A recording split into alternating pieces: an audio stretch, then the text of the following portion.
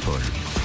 Avec des marchés, donc on le disait, qui ont un petit peu accusé le coup forcément après l'annonce de l'échec du vote du nouveau président, celui qui aurait pu devenir donc le nouveau président grec Stavros Dimas. On ira donc, on le disait à l'instant, vers des élections législatives anticipées en Grèce. Ce sera donc le 25 janvier prochain. Paris qui perd 0,6%. Les taux d'emprunt allemands et français qui ont atteint ce matin des nouveaux plus bas historiques. Jean-François Bette avec nous au téléphone. Jean-François, bonjour. Oui, bonjour Guillaume. Directeur général de Morningstar France. On va faire un petit peu, parce qu'on avait prévu de faire le bilan quand même de cette année et de tirer quelques projections sur 2015. Un mot quand même de ce dossier grec qui va revenir dans l'actualité, tout du moins au cours des premières semaines de ce mois de janvier. Est-ce que c'est un vrai débat? Est-ce que ça va être source de véritable volatilité pour vous encore, peut-être accentuée, Jean-François? C'est sûr que c'est encore une source de volatilité supplémentaire pour ce début d'année. C'est l'illustration, s'il en fallait, que la crise en Europe est loin d'être terminée. C'est assez difficile, en fait, quand on est en Europe, confronté à une capacité pour les peuples à court terme d'accepter des sacrifices et des efforts pour des réformes structurelles qui, de toute façon, porteront leurs fruits à moyen long terme dans plusieurs années. Donc c'est forcément très difficile pour l'ensemble des peuples et c'est un petit peu une suite logique des différentes crises qu'on a connues en Europe. Une crise bancaire, on s'en souvient en 2008 avec Lehman Brothers, suivie par une crise financière, suivie par une crise des dettes souveraines déjà en 2010. On parlait de la Grèce et faisait l'actualité et le surendettement de la Grèce et de d'autres pays, suivie par une crise économique. Donc là, on a montée du chômage, baisse de l'inflation, capacité d'investissement des entreprises qui se réduisent, etc., etc., pour enfin, en fait, dans l'effet domino, se terminer par une crise politique.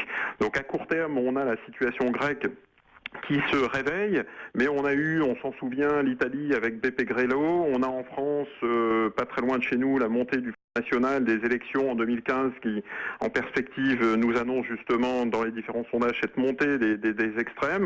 Et donc, voilà, on a besoin, en parallèle d'une politique d'austérité en Europe, on a besoin d'une lueur d'espoir pour les jeunes générations, pour justement expliquer que l'Europe, ce ne sont pas qu'une accumulation, une succession d'austérité et de sacrifices, mais qu'on a quand même en parallèle plus de confiance, plus de stabilité, plus de relance dans des investissements. C'est un petit peu malheureusement ce qui manque.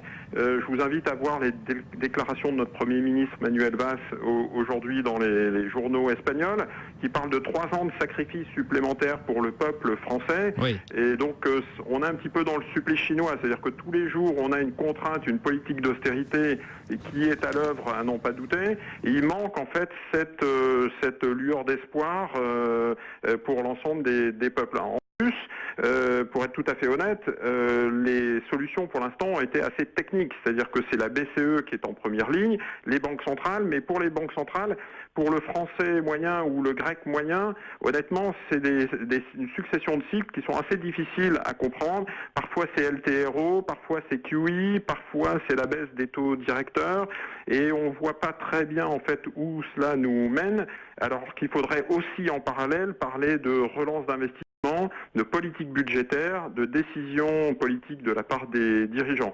Donc aujourd'hui, c'est la Grèce qui fait l'actualité, mais je pense que 2015 sera une année charnière critique pour l'Europe, pour justement enfin expliquer que, à côté des décisions très techniques mises en place par la BCE qui concernent beaucoup les marchés financiers, il y a aussi une politique économique de relance qui devrait arriver. Ouais, il est temps effectivement que l'Europe, avec les dirigeants politiques, se remettent autour de la table, mais il y aura notamment ce plan Juncker, alors qui n'arrivera qu'en fin d'année. C'est d'ailleurs le reproche de certains intervenants, qu'on ne fasse pas coïncider l'éventuel quantitative easing de la BCE à venir avec justement ce plan de relance. Mais c'est un autre débat. Bon, tout ça, en fait, en tout cas, n'affecte pas véritablement les marchés. En attendant, Jean-François, notamment Wall Street, là, qui a encore signé. On sera à 52 records sur le S&P 500 sur l'ensemble de l'année. Wall Street toujours en trombe, pour le coup.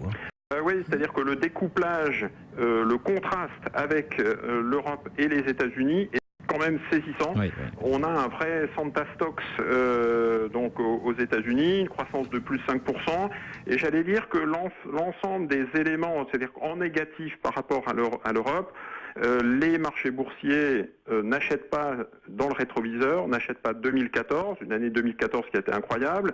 Si je résume ce qui s'est passé sur les 5 dernières années aux États-Unis, c'est une croissance à 2 chiffres des marchés financiers, pratiquement plus 20% par an pendant 5 ans, et par rapport au creux de 2009, c'est plus 200% sur le S&P 500. Donc on voit bien que quand on regarde dans le rétroviseur, les marchés américains sont sortis, eux, pleinement de la crise, et les performances ont été incroyables.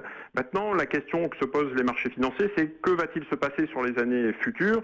Est-ce qu'on a toujours des leviers, des soutiens techniques pour ces marchés ? Malheureusement, on sait que l'année 2015 sera plutôt une levée en fait de ces leviers, et on aura sans doute des vents contraires à gérer. Les marchés vont devoir s'ajuster face. Alors quand je parle de vents contraires, c'est forcément la hausse des taux directeurs qu'on a tous en tête, et puis une hausse du dollar. On peut comme ça égrener les différents soutiens ou freins. Et donc on voit bien que, là encore, les marchés américains n'auront plus l'ensemble de ces leviers, de ces supports, et qu'au contraire, alors ça sera peut-être pas forcément un frein tout de suite sur début 2015, mais ça sera en tout cas relativement neutre. Inversement, en Europe, on a des soutiens techniques qui sont assez incroyables. On a un alignement des planètes qui est assez fort, puisqu'on parle de baisse de l'euro, on n'est pas loin des 1,20. Donc une baisse de l'euro qui redonne la compétitivité aux sociétés. Baisse de l'euro par rapport au dollar, est-ce que ça continuera par rapport à d'autres devises ? C'est quand même ça aussi la question en 2015 pour le coup, Jean-François. C'est comme objectif 1,20 en fin d'année, donc on n'est pas loin de nos anticipations.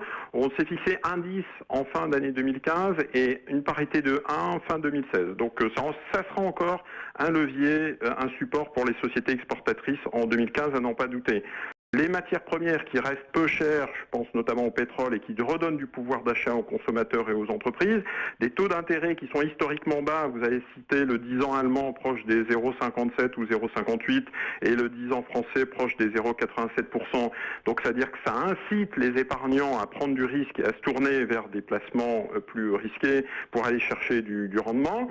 C'est un quatrième soutien aussi, puisque si les taux d'intérêt sont très bas, ça veut dire que le coût de financement pour des entreprises est historiquement très faible. On est à 0,90% le taux d'emprunt pour des entreprises qui sont notées simple A, ce qui est historiquement très très bas, donc c'est aussi un soutien important. J'ai parlé de la BCE, j'ai parlé de la situation aux États-Unis et le soutien temporaire encore en début 2015 de la Fed. On peut citer aussi les opérations de M&A, de fusion-acquisition. Citer les opérations d'IPO et d'entrée sur le marché. On peut citer aussi le fait que le système bancaire en Europe soit relativement solide, etc., etc. La volatilité des marchés qui reste faible. Vous me dites, mais si tous les soutiens techniques, si tous les feux sont au vert, pourquoi les marchés rebondissent pas ?